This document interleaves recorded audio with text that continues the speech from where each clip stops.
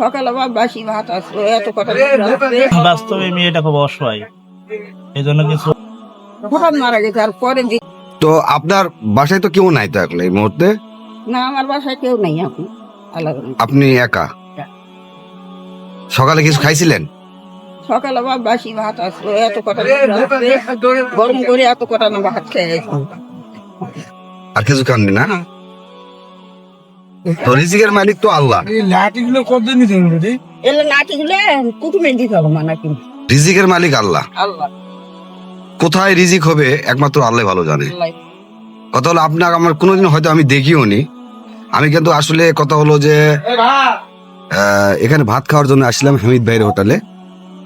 তো তারপর তো আপনার সাথে দেখা হলো আর আপনি ভাত চাইলেন।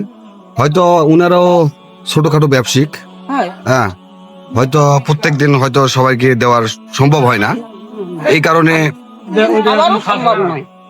হ্যাঁ। যেতে চাই। তার তো মেয়ে একটা নাকি, ছেলে নাই তো? আচ্ছা, আপনার সন্তানের মতোই আপনি মনে করবেন যে আমি একটা সন্তান হয়ে আপনার খাওয়াচ্ছি, আর আমার জন্য দোয়া করবেন। এখানে এক হুজুর ভাই এখানে পাশে ভাত খাচ্ছিল, এই যে আমিও ভাত খাচ্ছিলাম, এই যে আমি ভাত খাচ্ছিলাম আর কি, ভাইও ভাত খাচ্ছিল, একজন হুজুর মানুষ। ভাই কিছু বলেন। বাস্তবে মেয়েটা খুব অসহায়, এই জন্য কিছু অনুদান তাকে দিলে অনেক ভালো হতো। তারা পরিবারটা জীবনটা চলতো আর কি। এই শেষ বয়সে তো কাজ করার কোনো সময় নেই। আসলে চাচা কতদিন আগে মারা গেছে? আমার চাষা মারা দিয়ে 10 বছর হয়ে গেল। আমার মেয়েটা যখন তারপরে হাঁটি বেড়া অসুখে জীবন মারা গেছে অসুখে। মাস্টার আসলো কোন মাস্টার হঠাৎ মারা গেছে। আর পরে দ্বিতীয় আর স্বামী করিনি। বাড়ির তো কোনো সম্পত্তি নাই? না, বাপের আসলো না থাকা নয়, বাপের আসলো, বাপের গ্রামে বাপ সম্পত্তি খাইবে। আচ্ছা, অসুস্থ হয়েছে, অসুস্থ। তো চাচি আমার জন্য দোয়া করবেন।